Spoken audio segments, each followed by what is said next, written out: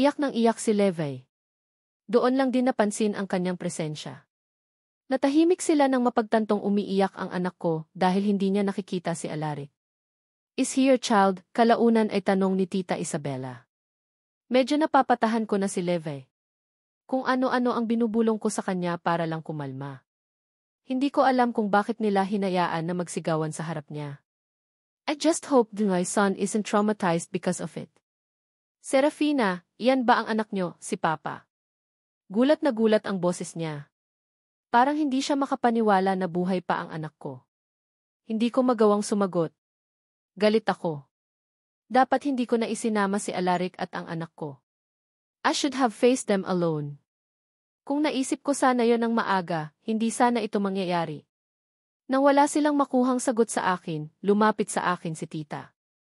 Her face softened when she saw me crying. Kinuha niya sa akin si Levi at siya na ang tumahan sa bata. Medyo kumakalma naman na din siya. Nang makita ni Tita ang mukha ni Levi, namangha siya just like what other people reaction whenever they saw my son. "What's his name?" pinaghalong gulat at mangha niyang tanong. Pinunasan ko ang luha ko. "Levi," pilit kong sagot. Bumaling ako sa bandang pintuan pero nandoon si Tito. Kumunot ang noo niya dahil sa pagbaling ko sa pintuan. Parang alam niya ang iniisip ko at base sa mukha niya, hinding-hindi niya ako palalabasin dito. Mas lalo lang sumama ang loob ko. I wanted to see House Alaric. Dumugo ang labi niya kanina. Nasuntok siya ng 2 beses at hindi man lang siya nanlaban. Kita ko kanina na inindalang niya ang sakit. Hindi ko na malaya na lumapit pala si Mama sa akin. Yung kaninang pinigilan kong iyak ay bumalik ulit nang yakapin ako ni Mama. Humagulgol din siya. "Serafina, I hope you understand Kavi we are doing this. Akala namin ay namatay ka," punong-puno ng hinanakit na sinabi ni Mama. 2 years. I mourn for G. She trailed off, mas lalong humigpit ang yakap niya sa akin. Hindi ko matanggap. I blamed them pero dinideni nila. I despise them, Serafina. Her last words shows how she really despised them. Ang bigat at ang intense ng pagkakasabi niya noon habang nababasag ang boses. Wala akong masabi. She's diva mother. Siguro ay valid ang nararamdaman niya. I just hope she forgave Alaric because I couldn't give him up. Hindi naman niya gusto ang ginawa ng mama niya. He did protect me and Eve family. Sadyang nag-aberya lang noong umalis ako. Kahit hindi ako sang-ayon sa sinabi niya, hindi na ako kumontra. I too despise other fairer. Pero hindi si Alaric. I could never hate him. Mama, I'm sorry. Nawalan ako ng alaala. Hindi ako nakabalik agad nang hihina kong sinabi. Naramdaman kong nanigas si Mama sa narinig niya. Yung lakas niya na naipon ay parang nawala ulit. Ramdam kong medyo bumigat siya dahil napasa niya sa akin ang bigat niya. Agad siyang kumawala ng yakap at duniretso sa sofa para maupo. Nag-alala ako. Nakalimutan ko na gusto ko palang lumabas para tingnan si Alaric. Sinundan ko si Mama. Nang hihina siyang umupo sa sofa. Umupo ako sa tabi niya para alalayan siya. Ngayon na bumalik ako, alam kong labis na nasaktan sa pagkawala ko ay si Mama. Kaya ganito siya manghihina ngayon. Sumunod sa akin si Papa. Hinawakan niya ang kamay ni Mama para mapakalma. Lumapit din si Serenity at Scarlett. Serenity sat beside me at hindi na niya napigilan, niyakap niya ako. It was a sad atmosphere. Akala ko ay dapat mag-enjoy kasi buhay ako.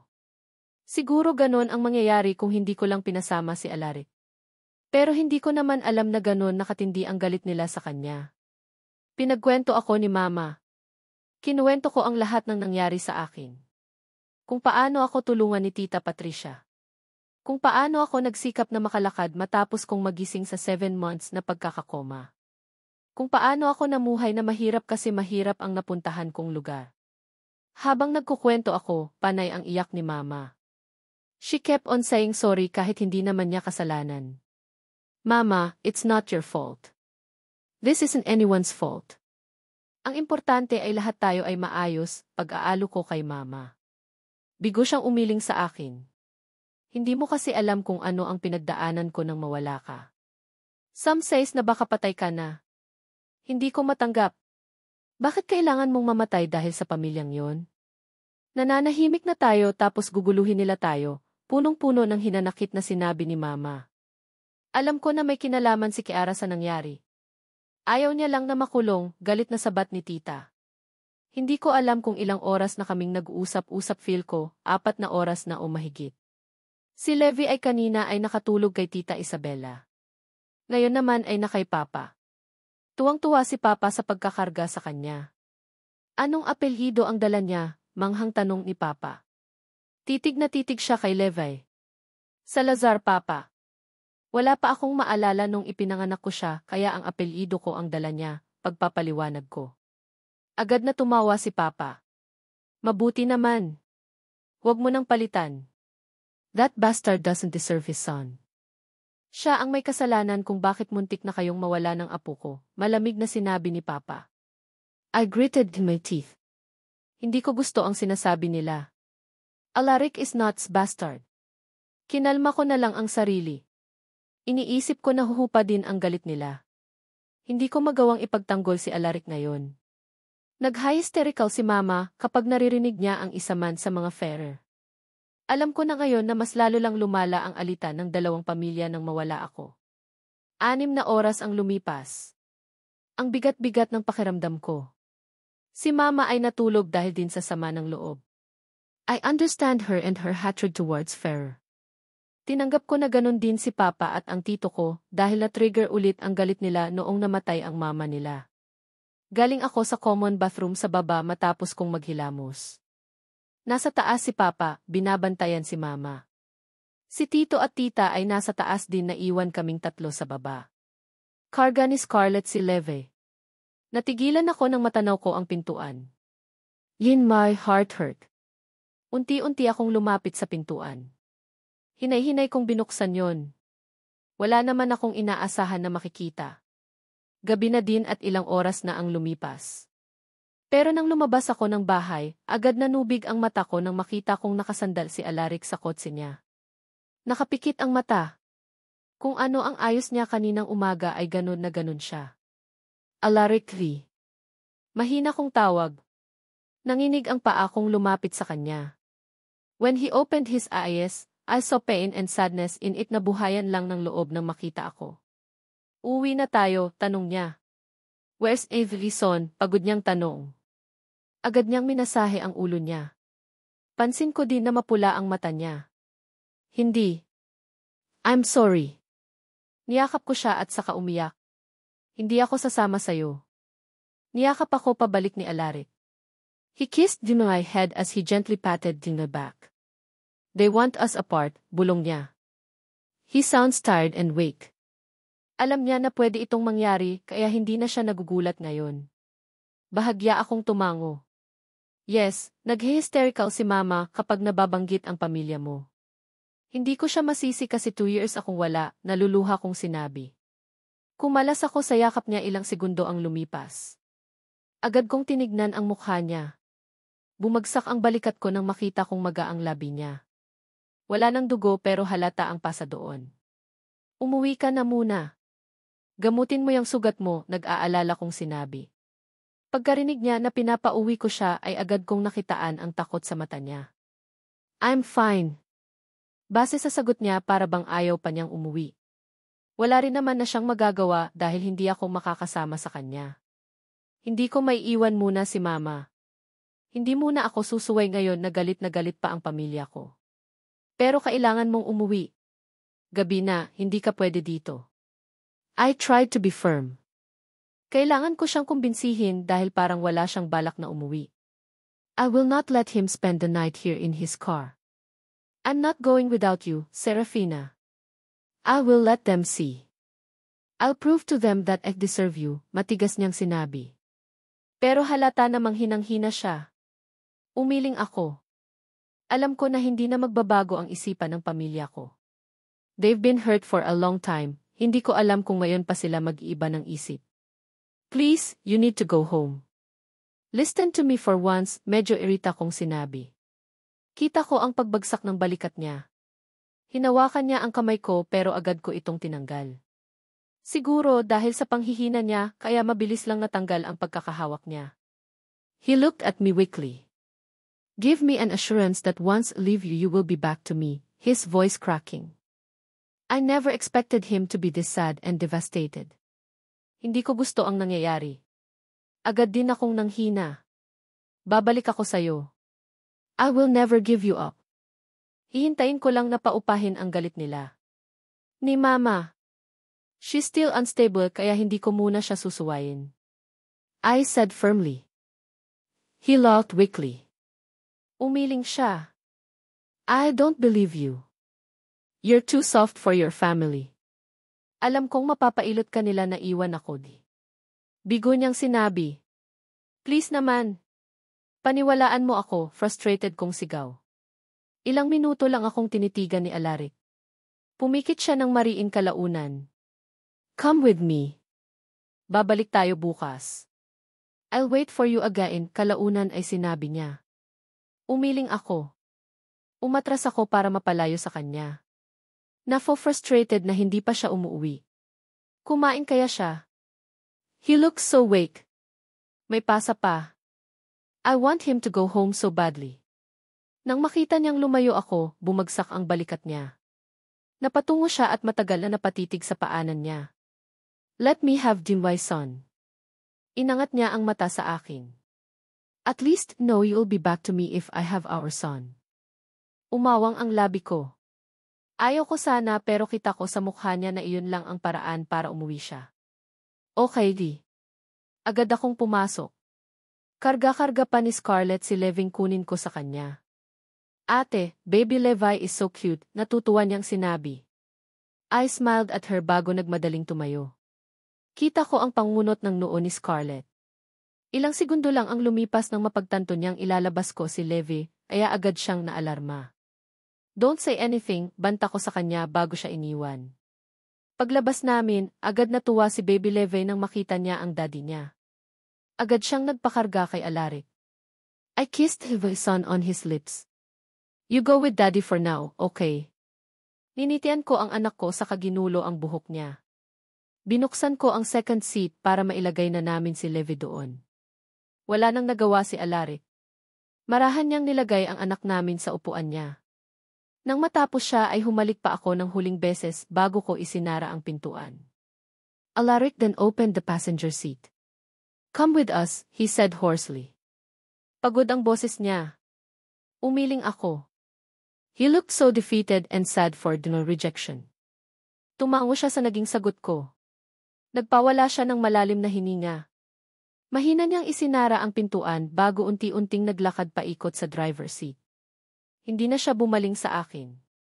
Nang makapasok siya sa loob, agad niyang pinaandar ang kotse at agad din naman silang umalis. Bumagsak ang balikat ko nang mawala sila sa paningin ko. Lumandas ang luhang kanina ko pa pinipigilan. Hindi ko lang ipinakita kanina dahil wasak na wasak si Alaric. I can't let him see that I'm also devastated. Ilang minuto lang akong naiwan sa labas nang marinig ko ang mga yapak papalabas. Agad kong pinalis ang luha. Where's baby Levi, si tita? In my heart skipped a beat. Kahit kabado ay bumaling ako sa kanila. Pagkita ko sa kanila, kita ko ang madilim at galit na titig ni tito. Si tita ay nanlalaki ang mata dahil hindi niya makita ang anak ko. Nasa loob pa si Scarlett, she looked pale. I told her to not say anything. Mukhang pati siya ay galit na sa mga Ferrer. You give him your son, malamig na tahong ni tito. Natuptap ko ang labi ko. Hindi ko nagawang magsalita dahil kita kong galit na galit si tito. Dismayado siyang umiling. Kailan ka matutoto? Hanggang kailan ka magpapauto sa lalaking yon? Iritadong sinabi ni tito. Kaya tayo maghihirap ulit ay dahil sa'yo, Serafina. Mag-isip-isip ka naman. Matalino ka, huwag kang maging bobo. Kumurap-kurap ako para pigilan ang namumuong luha sa mata ko. Hinawakan ko ang kabilang kamay ko at saka kinurot ang sarili para ibalin doon ang sama ng loob na nararamdaman ko. Kaya kami nanatili dito ay dahil nag-aalala kami sa mama mo. Ngayon, kung hindi ka naman pala tutulong para mapanatag ang loob ng mama mo, bakit ka pa bumalik? Galit na sinabi ni tito. Alam na namin na buhay ka bago ka pa bumalik. Sinabi na sa amin ni Magnus. Just thought that once you come back, tuwid na ang pag-iisip mo. Tandaan mo, Serafina. Kahit anong gawin mo, hinding-hindi magiging kayo ng lalaking yun. Mas mabuting itatak mo na yan sa ulo mo para mabilis mong matanggap, si tita, dismayadong dismayado. Huwag mong asahan na dahil may anak na kayo ay pwede na. If he wants your son, give him your son. Hindi ka pa rin mapapasa kanya. Hindi ako nanlaban sa mga binibitawang salita ni tito at ni tita. I stayed quiet and calmed myself. Kahit masasakit ang tama nun sa akin ay tiniis ko. Sinasabi ko sa sarili ko na galit lang sila. Nahuhupa din ang galit nila.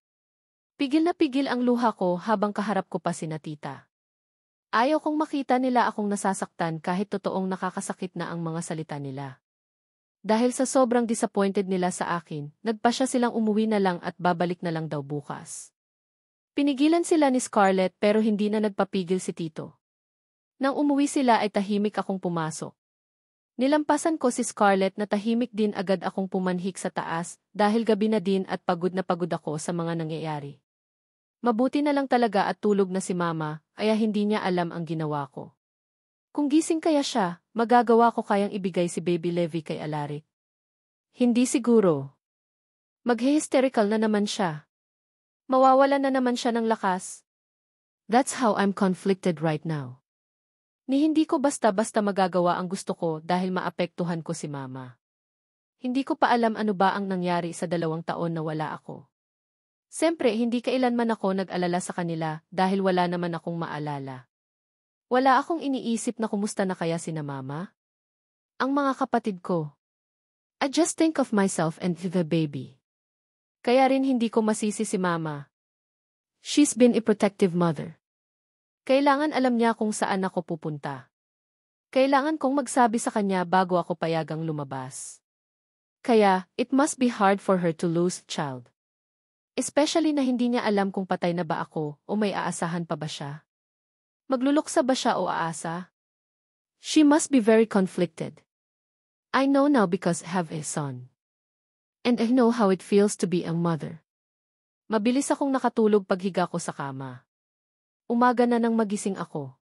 Tinignan ko ang orasan sa gilid ko at nakita kong 8:00. Pero dahil wala akong gana at lakas na bumangon, nanatili akong nakahiga at nakipagtitigan sa kisam. 9:00 na nang maisipan kong bumangon. Kahit wala akong lakas, pinilit ko ang sarili ko. Agad akong pumasok sa banyo ko at agad na naligo.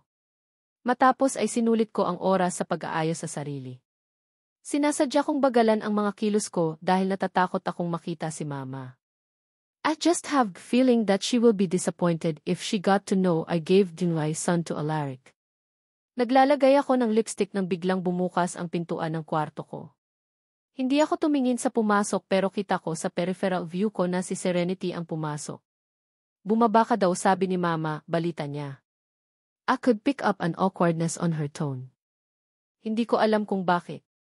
Dahil ba matagal akong nawala o hindi na siya sanay sa akin. Tumango ako, hindi na sumagot.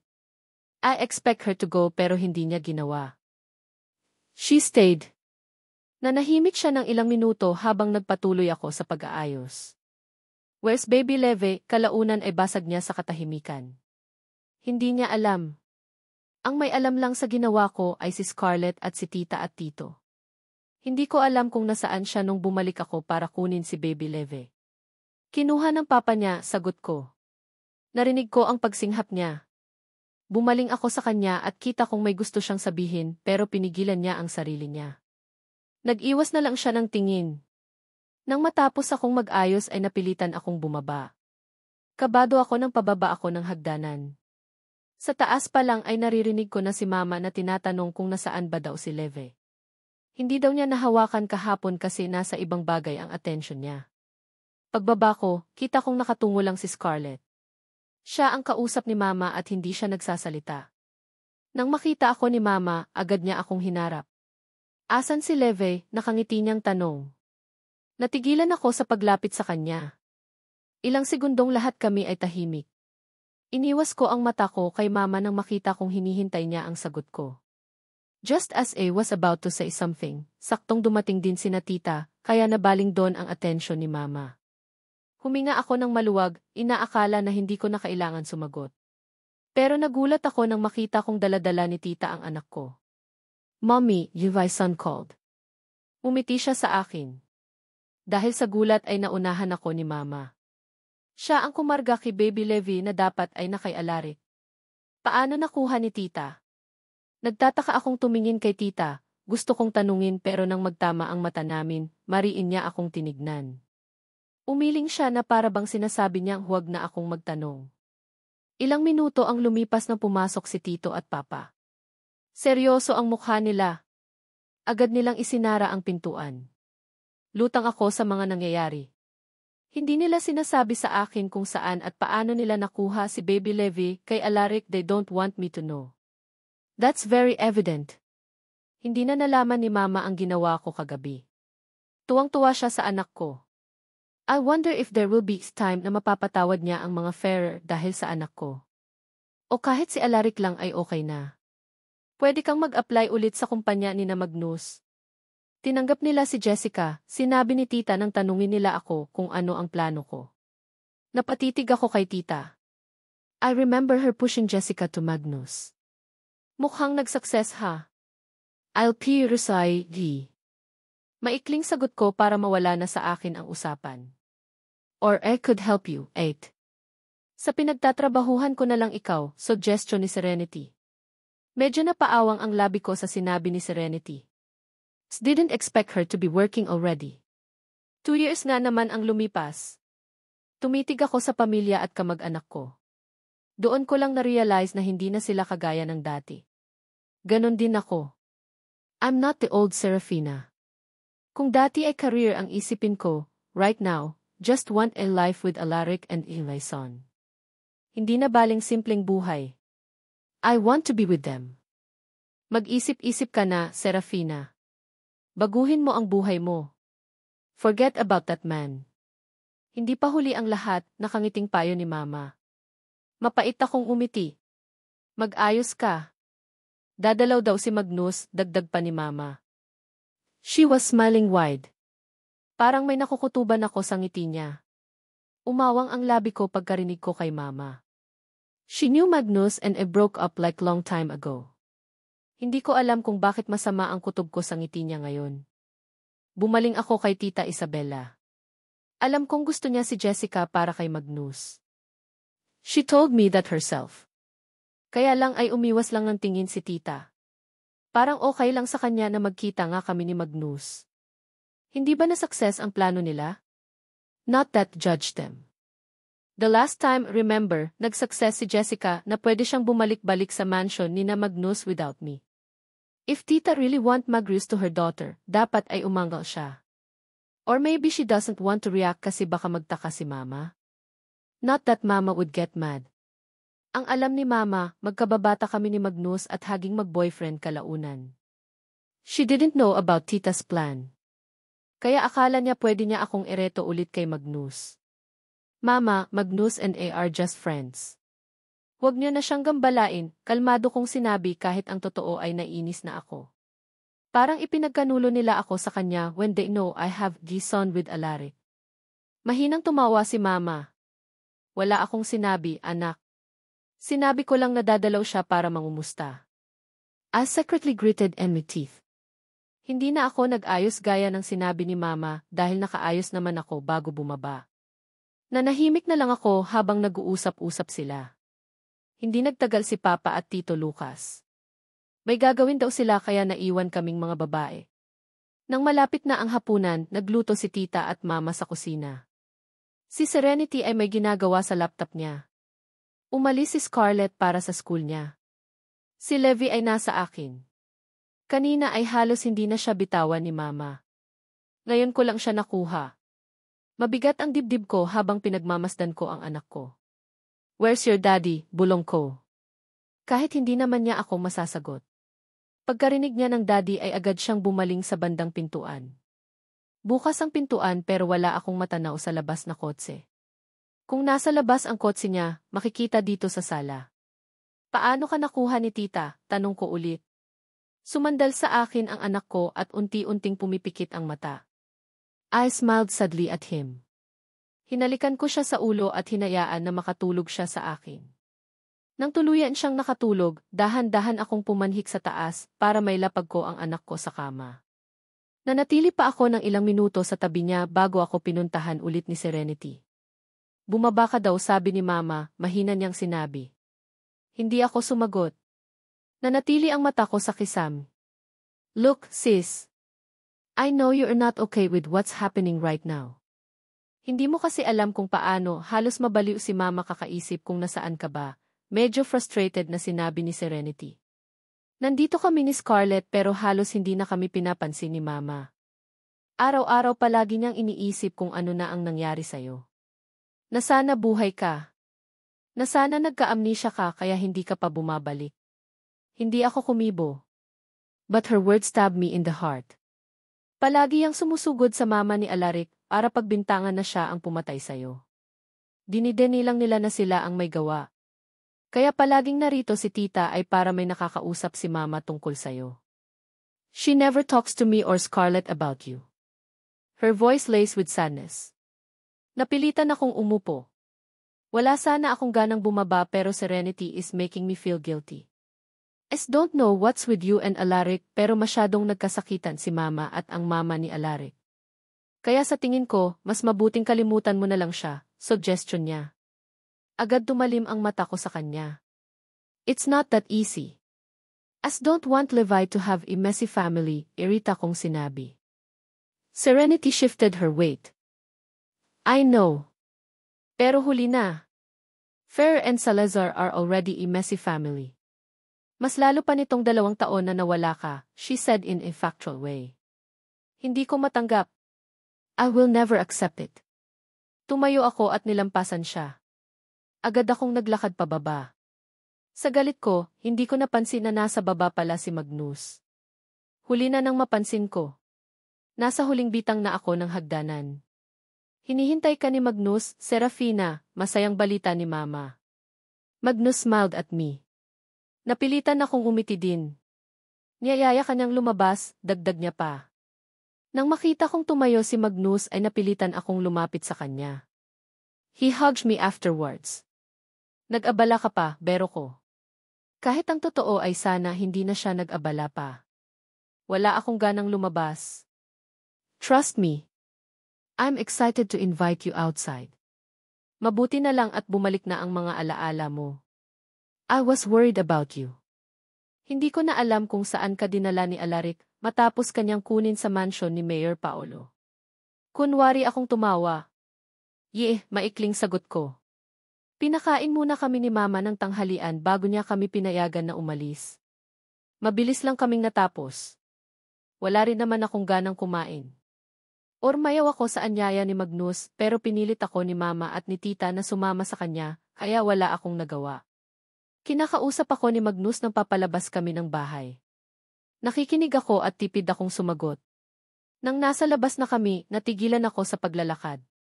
Nasa unahan ng bahay ang kotse ni Magnus.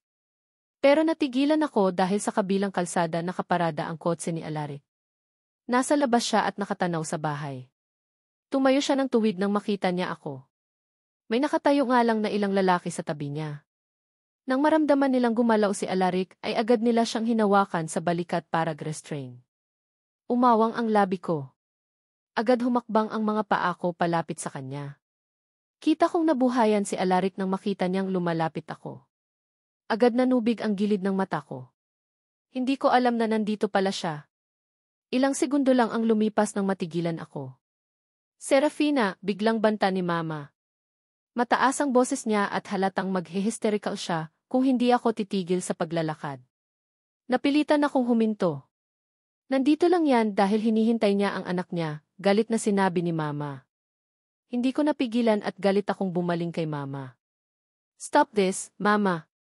Humakbang ako ng ilang beses bago ulit ako nahinto. Sige, subukan mong lumapit. Kaya lang yan nandyan ay dahil sa anak niya. The moment you went near him, pwede na niyang kunin ang anak niya at hindi na siya makakalapit dito, banta ni Mama. I gritted my teeth in annoyance. Mama, Levi is a son, irita kong baling sa kanya. Mas gaganda ang buhay ng anak mo sa kanya, galit niya ding sagot. Wala kang trabaho kaya maghihirap lang ang anak mo sa'yo. At kung gusto mo talaga na manatili sa'yo ang anak mo, ayusin mo ang buhay mo at lumayo ka sa lalaking yan. Umawang ang labi ko at hindi ko nagawang magsalita. Ako na ang nagbibigay sa kanya kay Leve.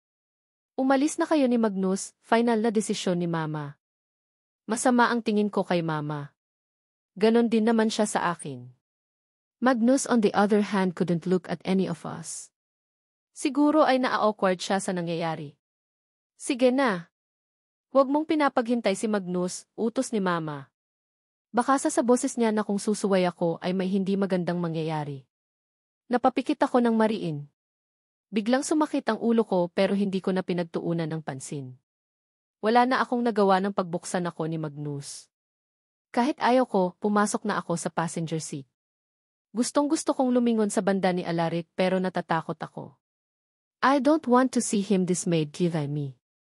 Kahit alam ko naman na the moment I ride inside Magnus' car, madidisappointed talaga siya. Tahimik kong isinabit ang seatbelt ko. Nang pumasok sa driver seat si Magnus, hindi ko na siya binalingan. Nakakahiya na nasasangkot pa siya sa gulong to. Ahimik kaming pareho nang umandar ang kotse. Ako dahil nasasaktan ako para sa sarili at kay Alaric. Si Magnus ay baka dahil awkward sa kanya ito. I'm sorry about earlier, kalaunan ay basag ko sa katahimikan. Kahit ayaw kong magsalita, nagugilty din ako dahil alam ko na walang kasalanan dito si Magnus. I'm sure kagagawan ito ni Mama. I realized that she's desperate to make me stay away from Alaric to the extent na kahit kunin na ni Alaric ang anak ko, wag lang ako. Okay lang sa kanya na mawala sa akin ang anak ko, basta ba mahiwalay lang ako sa mga Ferrer. I swear I'm trying to understand her. Marami siyang pinagdaanan nang mawala ako. But she should also understand me. It's not all the time that she has to make decisions about my life. I'm an adult. I can perfectly make my own decision. It's alright, mababang tono na sagot ni Magnus. I saw him sigh heavily before he tried to speak again. Kung hindi ka komportable sa lakad natin, pwede nating isama ang pinsan mo. I don't know but I could feel he's not really into inviting someone. Okay. We can invite her, sang-ayon ko.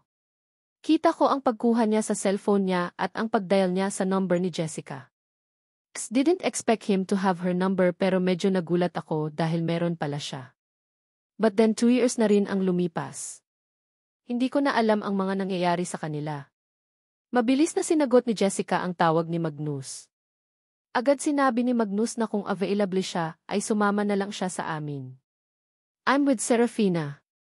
She's inviting you if you're not busy, seryosong sinabi ni Magnus. I bit na lower lip. He could have said he's inviting her. Ako pa ang ginawang dahilan. Is that mean na hindi pa sila ganun ka-close? Or am I paying too much attention to their interaction just because I know what Jessica's plan was before? Paano kung tinigilan na niya? Sinundo namin si Jessica sa isang coffee shop malapit sa pinagtatrabahuhan niya. Pagkakita niya sa kotse ni Magnus, agad siyang umiti. Serafina, nakangiti niyang bati. Nagmadali siyang pumasok sa second seat. Sorry, hindi ako nakadalaw sa inyo. Busy kasi masyado sa trabaho, pagpapatuloy niya nang makaupo siya. Bumaling ako sa kanya. Okay lang. Nandoon naman palagi si tita sa bahay, I said faking a smile. I'm happy to see her, but I'm also just forcing myself to socialize. Hindi ko naman ginusto ang lakad na ito. Umiti siya sa akin pabalik bago lumipat ang mata niya, kay Magnus na nakatuon ang mata sa kalsada. Tumikim siya pero parang wala lang narinig si Magnus.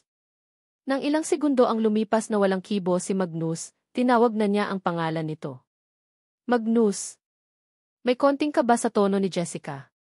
Ilang segundong tumingin si Magnus sa rear mirror, hindi siya nagsalita. Saan tayo? Tanong niya.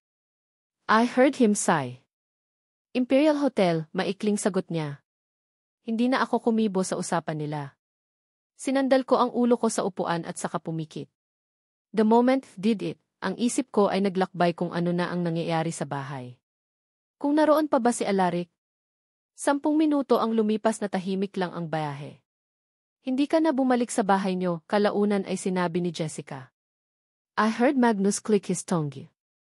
And Gavi, are you staying at the house when your cousin might need you? Medyo iritadong sinabi ni Magnus. Nandoon si Mama at Papa. Nandoon din ang mga pinsan ko. I don't think I'm needed there, depensa niya. And you have no plan to visit her, ha? Bakit? Nag-enjoy kang manatili sa bahay namin? May panunuya sa boses ni Magnus. Hindi ako tulog pero ngayon na naririnig ko ang usapan nila, sana tulog pala ako. Si tita ang nag-suggest na doon muna ako sa inyo hanggat nanatili pa sina Mama sa kanila. Now, Jessica is irritated too. Magnus laughed disappointedly. Don't think you're even concerned about Serafina. You're just concerned about yourself. Hindi na nagsalita si Jessica. Hindi na din nagsalita si Magnus. Doon ko na-realize na sana hindi na lang pala pinasama si Jessica. Parang may hindi sila pinagkakaunawaan. Mariin akong pumikit. I was stressed about my life, dumadagdag pa sila. Parang ako pa ang pinag-aawayan nila. Nang dumating kami sa hotel, hindi ako kumibo. Rinig kong bumaba si Jessica at Magnus pero nanatili akong makapikit. As I don't want them to know that heard what they were talking about earlier. Kunwari akong naalimpungatan nang biglang bumukas ang gilid ko. Agad kong nakita si Magnus na nakangiti na sa akin. We're here, Dee. Masaya niyang sinabi kontrary kung paano niya kinakausap si Jessica kanina. Sorry, nakatulog ako pagsisinungaling ko. Pagbaba ko, nakita ko si Jessica na naghihintay na sa amin. I saw irritation in her eyes when she saw Magnus hold my hand. May hagdanan kasi bago ka makaakyat sa hotel at hinawakan ni Magnus ang kamay ko para alalayan. I wear flat sandals, Jessica wears high heels. She should be the one being held but no, I am the one who's being held. Nang makita ni Jessica na nakaalalay sa akin si Magnus, agad siyang tumalikod at nauna maglakad sa amin. Muntik pa siyang matapilok dahil sa pagmamadali niyang maglakad sa hagdanan. Ako na ang bumitaw sa kamay ni Magnus nang nasa entrance na kami. Nang papasok kami, hindi na kami hinintay ni Jessica. Kami lang ang magkatapat na naglalakad ni Magnus at nauna si Jessica sa amin. Tahimik lang ako. Kita kong panay ang lingon ni Jessica sa amin. Kapag nakikita niyang naglalakad kami ay maglalakad ulit siya. Saan ba tayo? Kalaunan ay tanong niya. Panglimang lingon na niya, kaya siguro hindi niya napigilan na magtanong. Sa second floor, restaurant, maikling sagot ni Magnus. I realized he is a bit cold towards Jessica. Nagpakawala ng malalim na hininga si Jessica bago tumalikod at nauna maglakad sa elevator. I could feel her irritation. Hindi ko lang alam kung para sa akin o para kay Magnus. I'm sorry, biglang bulong ni Magnus. Hindi ko inaasahan na sasabihin niya yon kaya napakurap-kurap ako at biglang bumagal maglakad. Ha? Sorry saan, guluhan kong tanong. Kita kong medyo kumunot ang noo niya. About Alaric and your parents. Don't know what's with you and Alaric, he said and trailed off. Huminto siya sa paglalakad kaya huminto din ako. Sinabihan ako ng mama mo na baka maging tayo ulit. I thought it's what you want as well kaya pumayag ako. Now I realize it isn't what you want, seryoso niyang sinabi. Kita kong dumilim ang mata niya dahil sa galit. I don't like the Ferrer. They were the reason why we almost got into bankruptcy. They are the reason why we have to distance ourselves away from your family. Ilang segundong parang tumigil ang mundo ko. Napaawang ang labi ko. Hindi makapaniwala sa mga naririnig ko ngayon. Anong ginawa nila, hindi makapaniwala na tanong ko.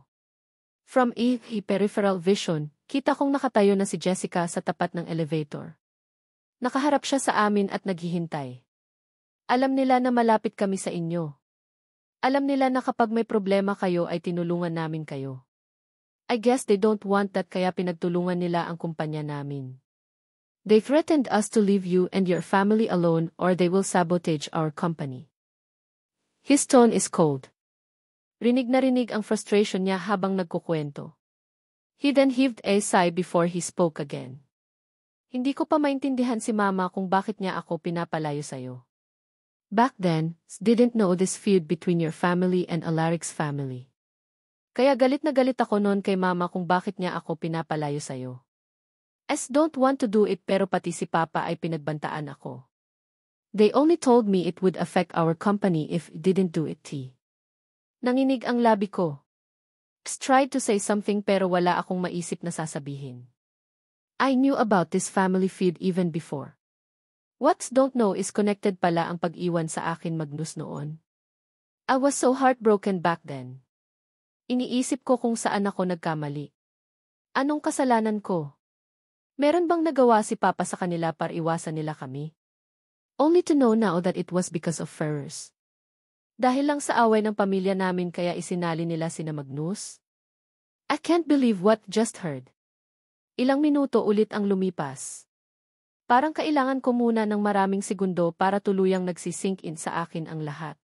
Dapat sinabi mo sa akin, kalaunan ay bulong ko. Magnus shook his head. Like I said, Serafina, didn't know it was because of them. Napilitan lang kaming umiwas ng papabankrupt na ang kumpanya. Don't think just easily left you. Napilitan din ako. Naipit lang kami kaya kami umiwas. He then sighed defeatedly. Humarap siya sa akin at kita ko sa mga mata niya ang pagsisisi. Malungkot siyang tumitig sa mata ko. Nang magkita tayo sa Italy, I was planning to pursue you again. Nag-branch out na sa iba't ibang sektor ang kumpanya namin kaya mahirap na mabankrupt, he said as he licked his lips. I was looking for you in that hotel but wasn't given a chance. Hindi na kita nakita. Naalala ko kung bakit. Pinagbawalan ako ni Alaric na kitain siya. I enjoyed his company in the resort pero isang text lang galing kay Alaric, nakalimutan ko na ang lahat. Masyado akong kontrolado ni Alaric noon. Gusto kong sisihin ngayon si Alaric. Pero hindi ko magawa. Alam ko kasi na medyo may nararamdaman na ako sa kanya sa oras na yon kahit takot ako sa kanya. Pero hindi ko mapagkaila na nasaktan ako nang malaman kong kagagawa ng pamilya ni Alaric kung bakit kami iniwasan ni na Magnus. Kami ang kaaway nila pero isinama nila ang mga Zarceno dahil lang sa malapit sila sa amin. I'm sorry, if you didn't know, wala sa sarili kong sinabi. It's alright pag-aalo ni Magnus. It's enough for now. I'm sorry you've got to hear this now. Hindi na ako nagsalita. Tulala akong sumunod sa kanya nang magsimula siyang maglakad papalapit kay Jessica. Kita kong nakasimangot si Jessica nang papalapit kami. Her lips are on a straight line. Walang bakas na emosyon ang makikita sa mukha niya. Lahat kami ay tahimik nang pumasok kami sa elevator. Ako ay tulala dahil sa mga nalaman, si Jessica ay dahil siguro sa problema nila ni Magnus kung meron man. Si Magnus naman ay kagaya ko, malalim ang iniisip. Iginaya kami ng isang waitress sa pang-apatang lamesa. Mabilis lang kaming nag-order ng mga pagkain. Yung dapat na masayang lakad ay biglang maging awkward para sa aming tatlo. Kaya rin pagdating ng mga in-order namin ay agad na kaming nagsikainan. Wala halos marinig na boses, puro tunog kubyertos lang. Bathroom lang ako paalam ni Jessica sa amin. Kanina pa siya aligaga sa upuan niya. Wala lang talaga ako sa wesyo para kausapin siya. Okay, sagot ko. Ninisian ko siya. She tried to smile genuinely pero gumuhit sa mukha niya ang lungkot bago siya nagmadaling umalis. Nang matapos kami, hinintay namin siya ni Magnus. Medyo lumapit kami sa may exit ng restaurant para doon maghintay. Nakatungo ako habang malalim ang iniisip. Halos wala akong malasahan sa pagkain kanina dahil sa sobrang pag-iisip. Nauna na daw si Jessica, biglang putol ni Magnus sa katahimikan. Umangat ang mata ko sa kanya. He was staring at me intently. There was sadness and regret in his eyes. We should go home. You're tired, mahina niyang sinabi. Pilit akong ngumiti sa kanya. There were people inside the restaurant. Pero hindi na yon pinansin ni Magnus nang yakapin niya ako. Doon ko lang din naramdaman na hindi pala ako okay. Agad nanubig ang mata ko. Umikot ang kamay ko para mayakap din siya. Kasabay nun ang paghikbi ko. Parang na-trigger niya ang masasamang dinadala ko na gusto ko na lang ilabas sa kanya. Humigpit ang yakap niya. It's alright. You can TLC, bulong niya sa akin. I'll always be there for you. Pagbalik ko ng bahay, wala na ang kotse ni Alaric sa bahay. Wala na din ang anak ko. Ang bigat-bigat ng pakiramdam ko nang wala akong makita sa mag-ama ko. Kinuha na di Alaric si Baby Leve. Hindi ka na niya hinintay, salubong sa akin ni Mama nang dumating ako ng bahay. Hindi na tumuloy si Magnus sa bahay. May pupuntahan daw siya, kaya hindi ko na din siya inimbita sa loob. I was just grateful he comforted me in the Imperial Hotel. Hindi ko talaga napigilan at na-trigger ang sama ng loob ko. Ni hindi ko na inisip ang maraming taong nakakakita sa amin. I was just so heartbroken, needed to release it. Gusto kong magtanong kung babalik ba siya bukas para ibigay ulit ang anak ko, pero hindi ko ginawa. I know now that Mama doesn't care if my son is with me or not. Mas gusto niya na wala ako kay Alaric. Yon lang ang importante sa kanya. Nasa tapat na ako ng hagdanan nang magtanong ulit si Mama. Hindi mo pinapasok si Magnus, tanong niya. Medyo natunugan kong disappointed siya dahil doon. I sighed heavily. May gagawin daw siyang importante, walang buhay na sagot ko. Pagkasagot ko ay nagsimula na akong pumanhik. Pagod na pagod ako kahit wala naman akong ginawang nakakapagod. And my emotional baggage is just making me feel empty and weak. Mas lalo pa akong nanlumo ng pagbukas ko ng kwarto ko, wala akong makitang Baby Leve. Iniwan ko lang siyang tulog sa kama ko, ngayon wala na siya. Pagkasara ko ng pintuan, agad akong lumapit sa kama ko at pabagsak akong humiga. I feel so tired na hindi ko na gustong magpalit o maligo. Nanatili ako sa kama ko. Hindi ko na mabilang ang oras kung gaano katagal. I just know Serenity called me for dinner pero hindi ako lumabas. Nakahiga lang ako, tulala. I feel so empty. Parang kulang na kulang ang buhay ko. Nasa ganon akong sitwasyon hanggang sa doon na ako nakatulog. I'll skip dinner. I don't have an appetite anyways. Kinabukasan, mabilis akong nag-ayos. Nakakaramdam ako ng gutom pero hindi yon ang dahilan kung bakit ako nagmamadaling mag-ayos. Nang masiguro kong ayos na ako, nagmamadali akong bumaba. Naroon na sa baba si Mama at Tita. Si Serenity ay nasa sala, nagkakape habang may ginagawa sa laptop niya. Lahat sila ay bumaling sa akin nang pababa ako ng hagdanan. Medyo tumigil pa sila sa pag-uusap para lang makita ako. Hindi ko na sila pinansin at dali-dali akong lumabas. I was so hopeful. Inaasahan ko talaga na paglabas ko, nasa labas din ang kotse ni Alaric. Na makikita ko siyang nakapark sa kung saan siya nakapark kahapon. Pero nang wala akong nakita, biglang bumigat ang pakiramdam ko. Bumagsak ang balikat ko. Tumayo ako sa gilid ng kalsada at binalingan ang mga dumadaan na kotse. Baka late lang.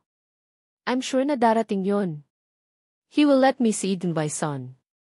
Lumipas ang maraming oras. Ni hindi ko na ininda ang pamamanhid ng paa ko. Pero walang dumating na kotse niya. Nakatulala ako sa kalsada nang marinig ko si Serenity sa likod ko. Ate, 2 oras ka nang nasa labas. Kumain ka na daw ng almusal, nag-aalalang sinabi ni Serenity. Napakurap-kurap ako. 2 oras na akong nandito. Bakit wala pa rin sila kung ganun? Hindi ba siya pupunta dito ngayon? Bukas ba ulit? Ilang minuto pa ako naghintay bago ako pumasok. Nasa taas siguro si Mama at Tita dahil wala sila sa baba pagpasok ko. Nanginginig ang katawan kong lumapit sa pagkain. Naalala kong hindi nga pala ako kumain ng dinner, kaya ako nanginginig ngayon sa gutom. Tapos kanina pa ako nakatayo sa labas. Tahimik akong kumain. Si Serenity ay tahimik din sa sala pero kita kong panay ang baling niya sa akin. Hindi ko alam kung nag-aalala ba o may gustong sabihin. Pagkatapos kong kumain, nagtempla ako ng kape at tumayo para sa labas na magkape. Sumandal ako sa gilid ng bahay at doon tinatanaw ang mga kotseng dumadaan. Hindi ko ulit namalayan ang oras. Natapos na akong magkape, tumirik na ang araw pero wala pa rin sila. Ramdam ko na ang pamamanhid ng tuhod ko dahil sa kakatayo.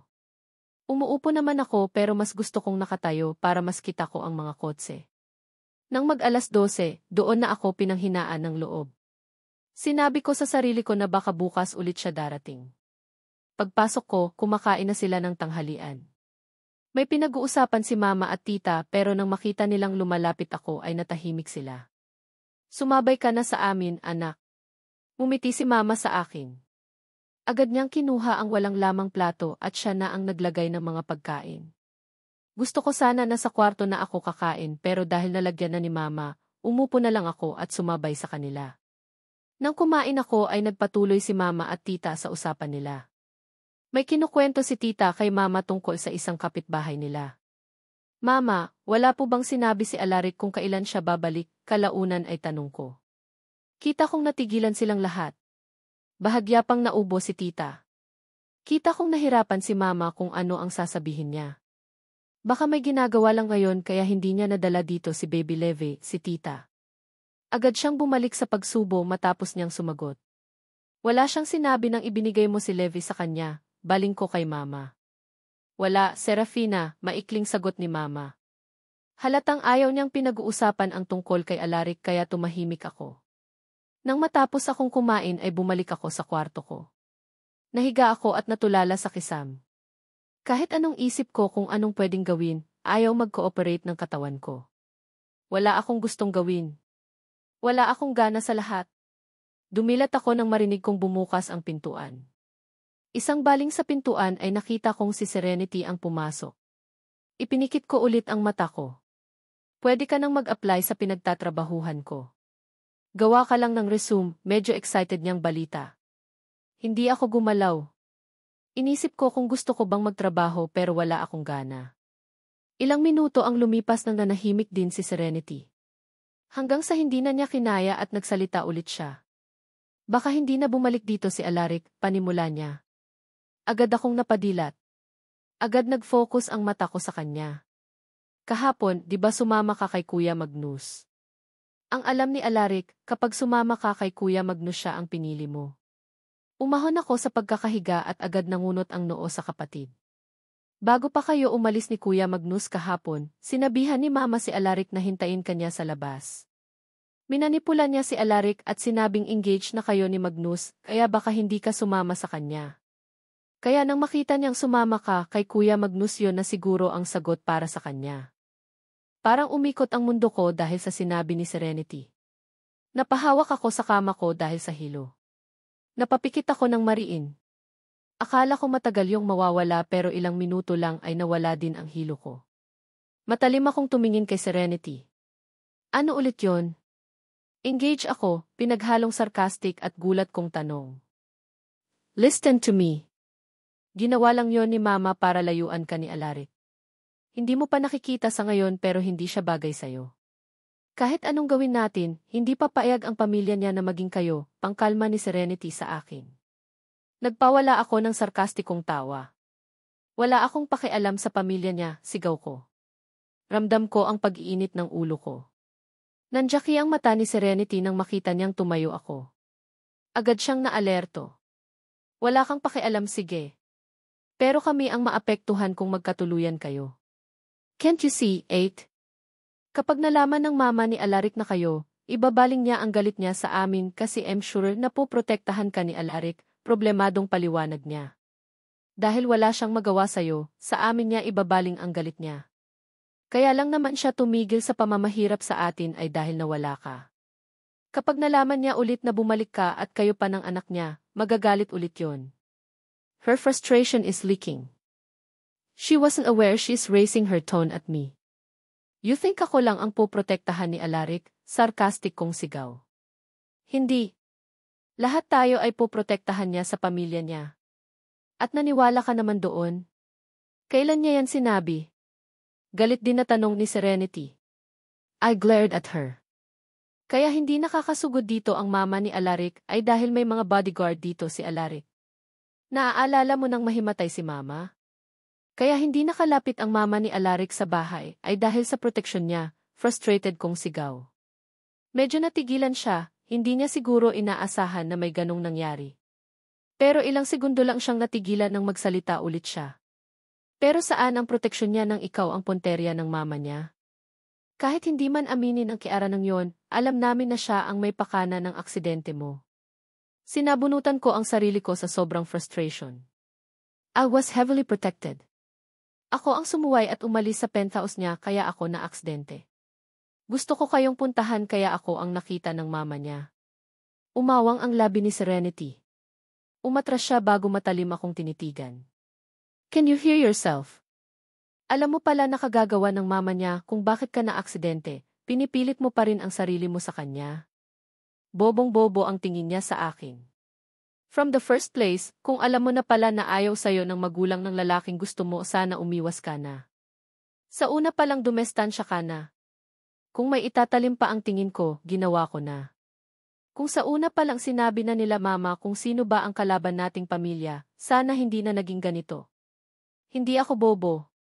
Huli na ang lahat ng nalaman kong kabilang pala siya sa kalabang pamilya. I was already pregnant when I got to know, gigil kong sinabi.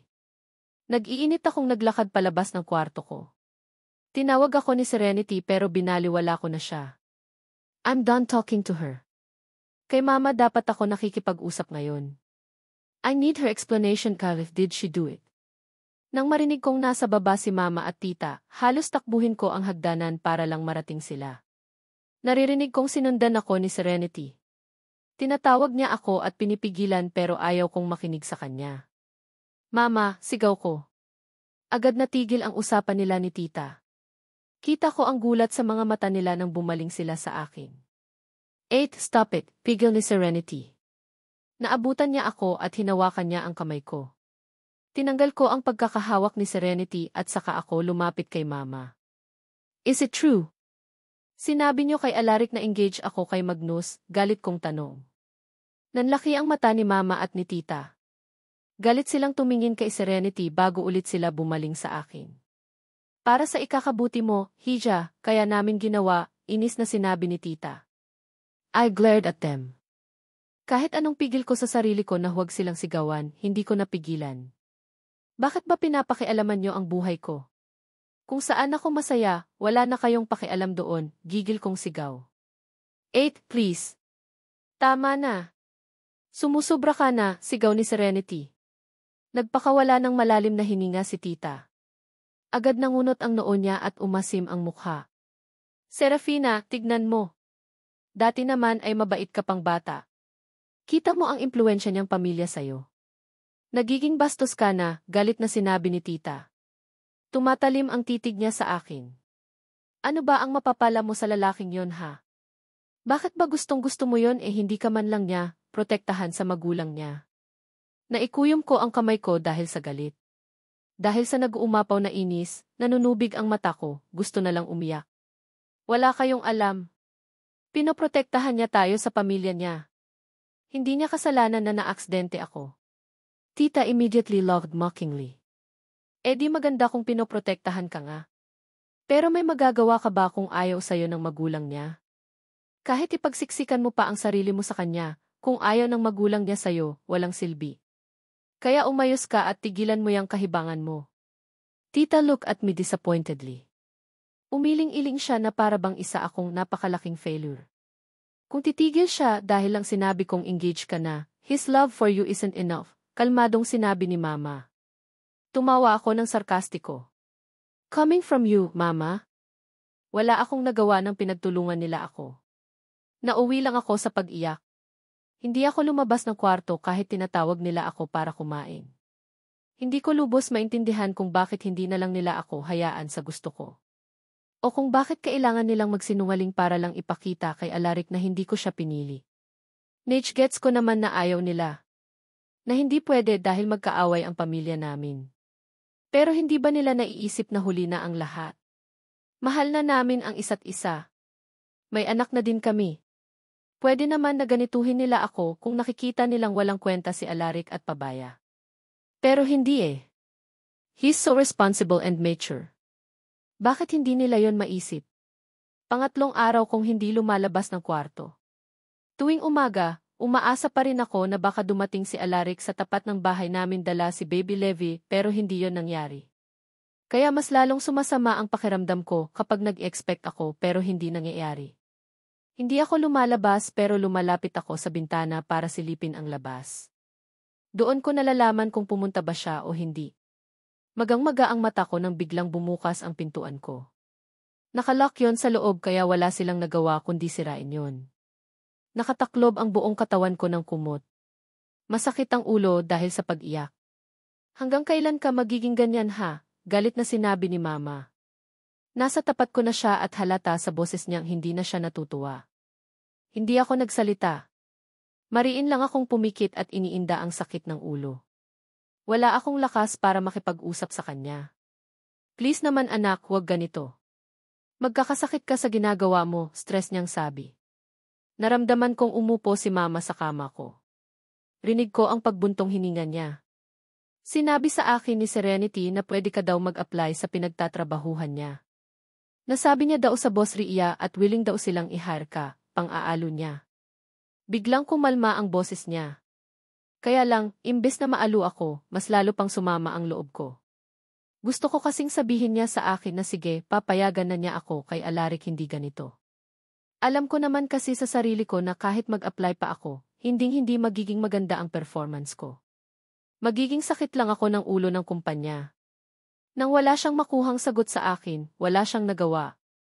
Napilitan siyang umalis ng ilang minuto ang lumipas at wala akong sinasabi.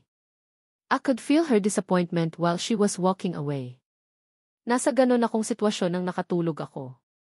Hindi ko alam ilang oras akong tulog. I lost track of time. Paggising ko, may pagkain sa gilid ng kama ko. Tinignan ko lang yon dahil wala akong ganang kumain. Ang sakit ang ulo ko at para akong nilalamig. Nang balingan ko ang orasan, kita kong 10:00 na ng gabi. Nakatulog ako ng bandang 5:00 ng hapon. I sighed heavily. I then felt my stomach hurt out of hunger kaya kumain ako ng konti. Matapos ay humiga ulit ako at mabilis na nakatulog. Dahil na rin siguro sa hindi na maganda ang pakiramdam ko. Kinabukasan, naramdaman kong ang init ng katawan ko. Nilalamig ako pero ramdam ko ding mainit ang katawan ko. Wala pa akong lakas para bumangon. Nakangiwi akong umupo sa kama. May pagkain sa gilid ko. Hindi ko alam kung wala na ba silang pakialam sa akin. I get it. Paulit-ulit akong binabalikan ni mama para aluin.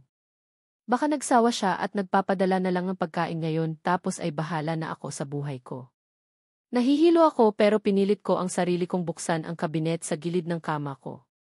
Alam kong may paracetamol doon. Hinang-hina akong uminom ng gamot bago nakatulog ulit.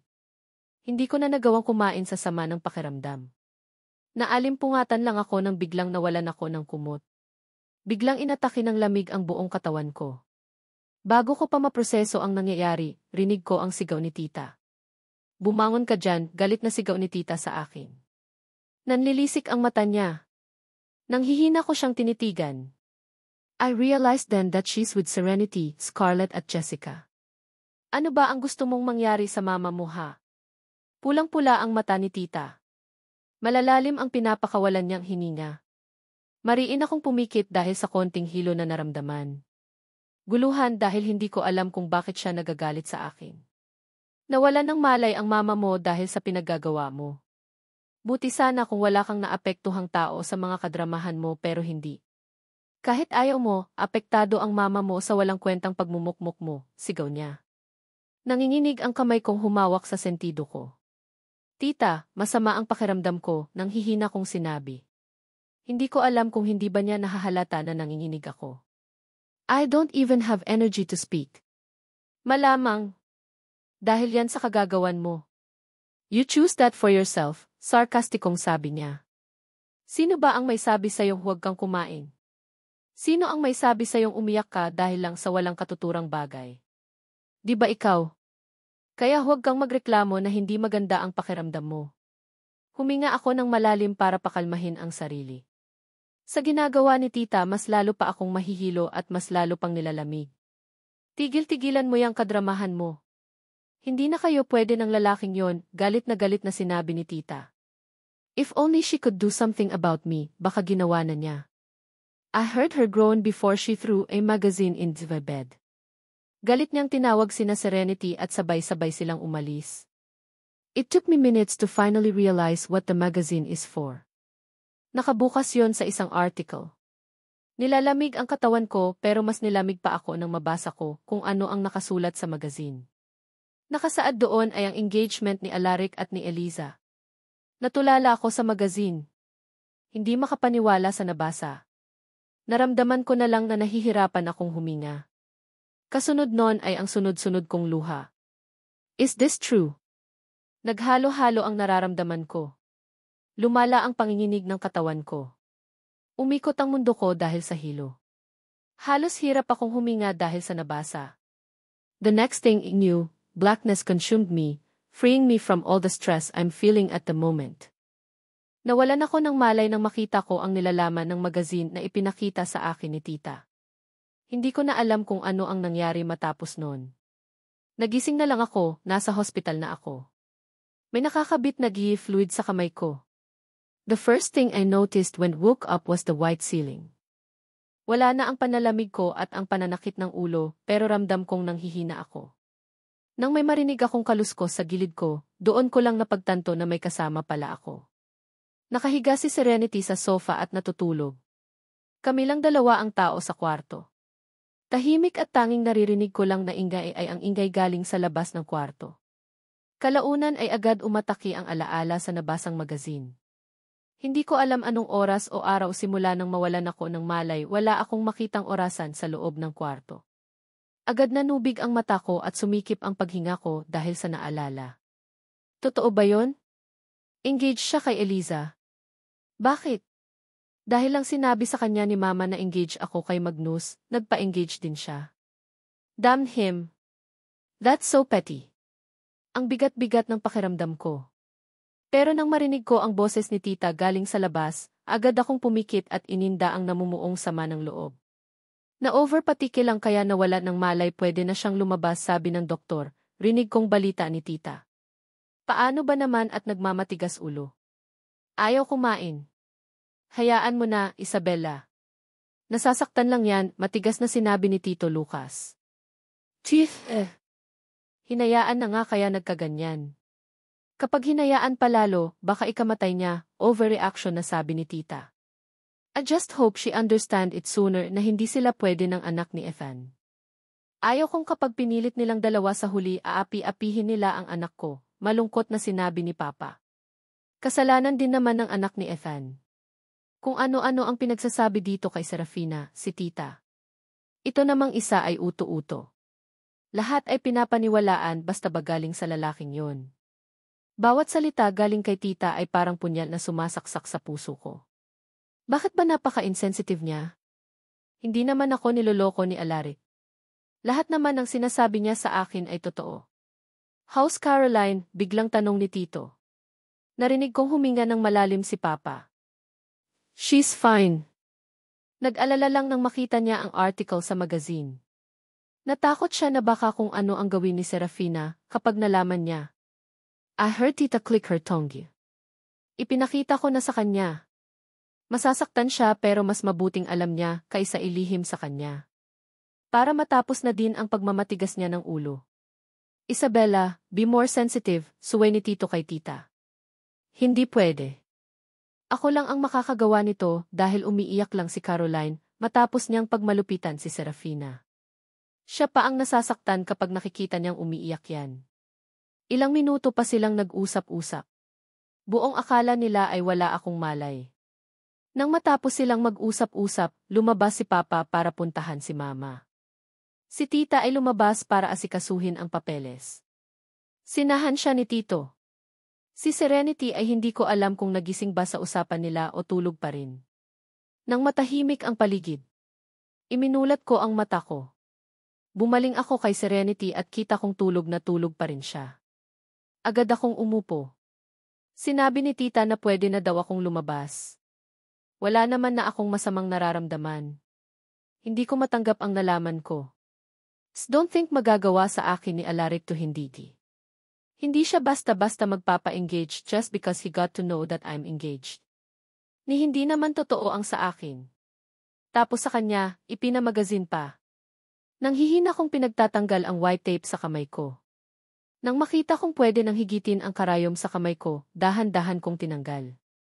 Pagkatapos ay lumapit ako sa bag malapit kay Serenity, nakita ko ang ilang damit ko doon.